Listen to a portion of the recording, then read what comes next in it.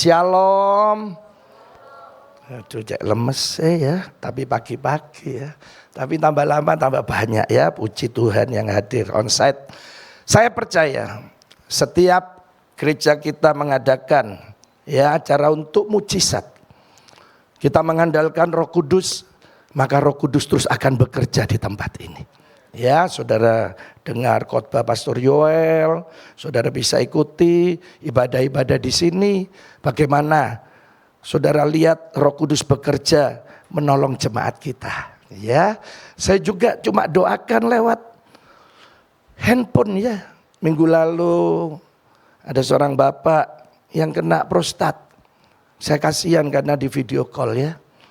Kemarin anaknya bilang, puji Tuhan Pak, sudah sembuh. Ya, Tuhan ajaib saudara ya. Makanya hari ini nanti yang tidak bisa Tuhan jadikan bisa. Ada banyak cara Tuhan menolong kita. Waktu saya tahu tacik saya mau kuliah, mama saya tidak sanggup menguliahkan ya. Kemudian koko saya juga, kakak laki-laki saya bilang, saya mau kuliah Ma. Juga mama saya tidak bisa. Saya juga 4 tahun berikutnya saya bilang, Ma aku pengen kuliah juga. Mama saya tidak bisa. Lu nek mau kuliah, kuliah udah. Ya karena saya sekolah SMA-nya tidak bayar saudara ya. Jadi sejak itu saya mulai pegang janji firman Tuhan. Tuhan, saya pengen punya hidup yang lebih baik. Saya nikah dengan istri saya tanya, kamu dulu SD, SMP, SMA sekolah di mana? Ya, sama dengan saya, saudara ya. Nah, kemudian kami sepakat, kami pingin nanti anak-anak kami tidak seperti ya saya dan istri saya, tapi anak saya bisa jauh lebih baik. Ya, itu saya terus pegang beberapa ayat firman Tuhan. Dan hari ini terbukti ya, puji Tuhan. Ini Pastor Yoel bisa sekolah, kemudian dapat beasiswa dulu di Ciputra, dia bisa sekolah di Singapura, ya kemudian lulus S1, sekarang ngambil S2, ya adiknya Eva bisa sekolah di Le Cordon Bleu, mungkin saudara pernah dengar kalau di dunia patisserie, roti atau di chef, nah ini sekolah yang luar biasa di Sydney. Kemudian Eva bisa ngambil lagi manajemen S1-nya, kemarin wisuda lagi, ngambil jurusan lain. Nah sekarang juga lagi kuliah S2. Nah Belin juga waktu ke New Zealand, dia ambil di Le Cordon Bleu untuk chef, masak. Ya kemudian sekarang dia lagi menyelesaikan S1 accounting-nya. Nah nanti bulan Oktober mungkin wisuda. Nah saya terus ingat apa yang pernah saya doakan berapa puluh tahun lalu. Ya janji itu saya pegang dan itu terjadi. Makanya hari ini ada banyak cara Tuhan menolong. Mari kita baca Markus 6 ayat 53 sampai 56. Nah ini salah satu dulu. Nanti baru yang terakhir salah 2. Ya, terakhir nanti saudara ke salah 3 ya. Nah ini salah satu dulu ya. Mari kita lihat, saya baca ya. Setibanya di seberang, katanya Yesus dan murid-muridnya mendarat di Genesaret. Ya, danau ini bisa disebut Danau Galilea orang kita ya. Karena ini kota, ya saudara disebut Tiberias sekarang. Ya, ada banyak sebutan, ada juga disebut Kineret. Nah, katanya berlabuh di situ. Ya, jadi sekarang ayat 54, ketika mereka keluar dari perahu, orang segera mengenal Yesus. Ayat 55. Maka berlari-larilah mereka ke seluruh daerah itu. Dan mulai katanya yang mengusung orang-orang sakit di atas tikar kepada Yesus. Di mana saja kabarnya Yesus berada. Sekarang ayat 56 saudara yang baca. 2, 3. Ke desa-desa, ke kota-kota atau orang meletakkan di pasar dan memohon kepadanya, kepada Yesus supaya apa? Hanya, dan saudara baca ini 2, 3, semua sembuh. Bayangkan saudara ya, banyak saya bisa bayangkan ya baca itu ini. Wih, Yesus jalan ya. Orang sakit tidak cuma sekarang, rupanya dari dulu ya. Banyak. Dan mereka cuma bilang, saya mau pegang jubahnya. Nah ini saudara ya, saya bawakan lagi nih jubah Yesus. Nah, ini ya. Jadi Yesus kemana-mana pakai ini ya. Ini namanya talit, TALID. Nah, ini ya. Nah, ada saatnya Yesus pakai seperti ini. Ya, umumnya gini ya. Tapi kadang Yesus juga mungkin kademen ya. Nah, pakainya Shalom. Nah, itu ya. Nah, ini jubahnya ada 4 ini. Ini yang ujung-ujung saja ya. 1, 2, ya, 3, 4. Ini saudara. Saudara lihat nanti ya, boleh megang. Ini ada ikatan. Nah ini nanti di sekolah teologi saudara diajari. Ini ada ayat firman Tuhan, janji Tuhan di sini. Jadi waktu mereka bilang secara rohani, Tuhan saya megang jubahnya saja ya. Nah saudara, jadi mereka pegang itu berarti memegang janji firman Tuhan. Makanya waktu perempuan pendarahan dia pegang janji firman Tuhan ini. Saya percaya pasti saya sembuh. Itu kuasa yang ada dalam diri Yesus keluar.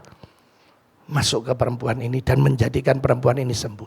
Nah hari ini saudara dengar firman Tuhan. Mereka semua minta izin. Saya mau memegang jubahnya.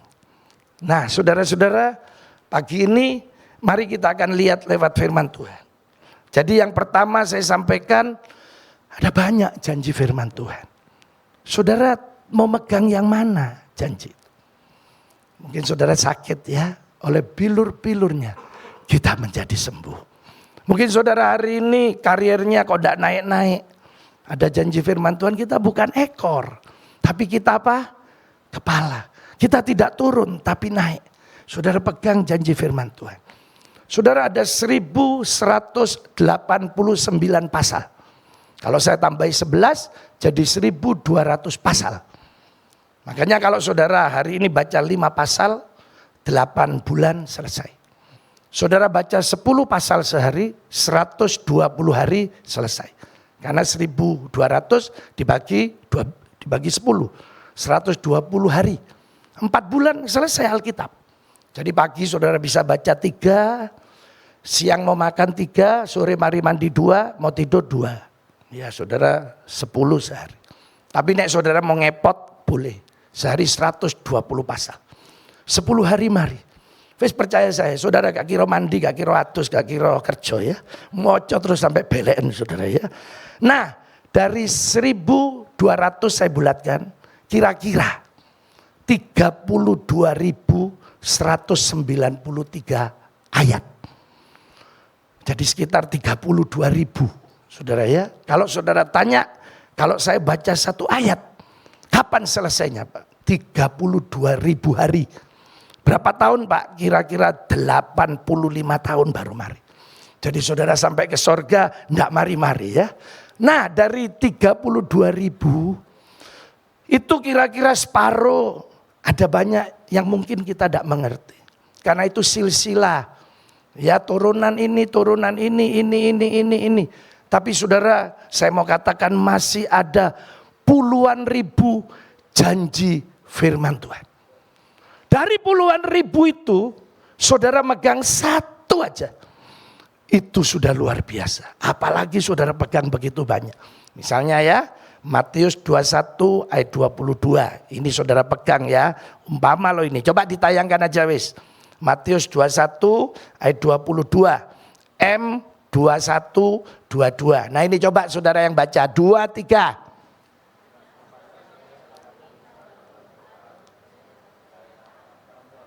3. Iya saya baca ya. Apa saja. Tidak terbatas. Yang saudara hari ini minta. Ya, dengan penuh kepercayaan, kepastian, saudara akan menerimanya. Loh ini loh Yesus yang ngomong. Oh, nek saya doa, saya punya kepastian pasti terjadi. Itu loh kita menerima. Jadi yang pertama, pegang janji firman Tuhan. Nah dari khotbah saya ini saya berharap nanti saudara baca firman, ya konsentrasi yo. Memang tenanan baca. Ojo baca sambil cerita, ambil pasangannya ya. Sambil baca ya apa mah wingi koncomu sing jungkel naik beca iku ya apa. Ojo firman loh.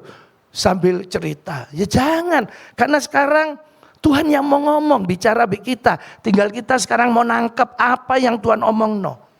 Termasuk saudara hari ini dengar no firman. Jangan tidur. Ya saudara ya. Coba saudara mulai, iya ya. Yang mengganggu apa. Saya bukan tidak boleh saudara main HP loh dengan no firman. Loh silakan. Ini saya tidak nyindir saudara. Ini ngilok no saudara ya. Ya wes. Saudara firman ya sudah. Nek perlu mati no HP-nya. Ya silent lah. Nah untuk apa? Sekarang saya mau dengar baik-baik firman. Terus tangkepan. Saudara hari ini lewat firman Tuhan yang kita pegang. Allah bisa adakan pertolongan buat kita. Katanya semua yang megang jumpai-jumpanya. Semua yang megang janji firman Tuhan. Dia mengalami kesembuhan mujizat itu. Sekarang yang terakhir yang kedua. Mari kita baca ayat yang disukai jemaat. Ayat apa? Ayat terakhir ya, Markus 1 ayat 40 sampai 42. Nah ini. Seorang yang sakit kusta datang. Nah ini ya. Kalau tadi minta izin megang jumpai-jumpanya. Tapi yang ini memang datang sama Yesus. Katanya sambil berlutut di hadapannya. Ia memohon bantuannya, katanya gini, kalau engkau mau engkau dapat mentahirkan aku. Jadi saudara sakit kusta itu nanti kalau sembuh namanya tahir ya. Kalau penyakit biasa namanya sembuh. Nah ini ayat 41. Maka tergeraklah hati Yesus oleh belas kasihan. Lalu Yesus mengulurkan tangannya, menjamah orang itu dan berkata, aku mau. Jadilah engkau tahir. Ayat terakhir 42, mari kita yang baca bareng. 2, 3, seketika itu juga lah penyakit kusta orang itu dan ia menjadi apa? Tahir. Ya saudara, tadi saudara bisa pegang janji-janji firman Tuhan. Tapi yang kedua, hari ini saudara sudah benar bisa datang sama Tuhan. Ini yang dinamakan berdoa. Jadi waktu saudara berdoa, saudara coba mulailah dengan segala kerendahan hati. Ya berlutut memohon. Banyak orang ini datang be Tuhan kadang sik sombong. Ya ada, Tuhan sakjane aku gak perlu. Ya, tapi ya wis lah, gak apa-apa wis. Ini kata Tuhan lu ini mau minta apa mau ngomong apa ya. Tapi cobalah saudara mulai datang dengan segala kerendahan. Tuhan saya memang perlu. Ayolah Tuhan tolongono. Ya ini yang sakit kusta datang sama Yesus. Ayo Tuhan tolongono. Saudara hari ini yang kedua ini saya ingin. Yaitu doa saudara buatlah hati Tuhan tersentuh. Ya jadi kalau saudara berdoa buatlah hati Tuhan tersentuh. Gimana caranya? Saudara dengan segala kerendahan hati. Datang ngobek Tuhan. Ya hari ini lihat orang yang sakit kusta. Hati Yesus ini hati yang penuh belas kasihan. Dia selalu ingin nolong kita. Dia memang suka nolong. Ya suka nolong. Makanya hari ini tidak gampang orang bisa suka nolong. Ya. Orang kaya pun wah 500 rupiah lo parkir. Sosok itu lo kembalian ditunggu. Ya nggak ada. Belas kasihan itu tidak ada. Nggak gampang. Tapi saya percaya anak Tuhan, hamba Tuhan yang memang ada Yesus dalam hidupnya. Ya DNA-nya Yesus ini ada pada kita juga. Ya puji Tuhan. Saya lihat kadang anak saya Yoel ini ya suka memberi. Ya puji Tuhan. Ya dulu saya naik ngobrol-ngobrol dengan anak saya boleh tanya ini Pastor Yoel. Wes gini aja. Tidak apa-apa wes orang minta-minta wes. Kayak ono ae wis. Oh tapi ada sing kaya loh. Ya ada biar ae. Pokoknya sing penting kita urusan mbek Tuhan kita ngasih. Ya dek pom bensin. Ya nanti mari ngisi kayak ono lah lebih gitu ya. Soalnya nanti mari ngasih ya. Kadang mobilnya wis jalan orang isek gini. Makasih ya. Makasih. Teko atus sih makasih ya. Apalagi saudara kita tukang parkir ya. Mereka panas-panas kasihan juga. Ya memang ketok hasilnya banyak saudara ya. Menurut saudara. Ya tapi mungkin dibagi-bagi. Ya orang jadi bos enggak butuh miliaran. Coba saudara pikir jalan kawi ya. Ya kayak ono 10.000. Terus pasti tukang parkir. Kembaliannya kok. Wah, pertama gitu ya. Kembaliannya kok. Gak usah mas. Langsung ya. Makasih bos. Jadi engkau jadi bos saudara ya. Nah, 10.000 sudah jadi bos. Ya saudara coba mulai belajar. Nah hari ini saya percaya. Kalau saudara berdoa. Sampai hati Tuhan tersentuh. Ya dulu tiap hari saya nyanyikan di live IG. Hati Tuhan tersentuh mendengar doaku. Waduh ya. Air matanya tumpah memandangku.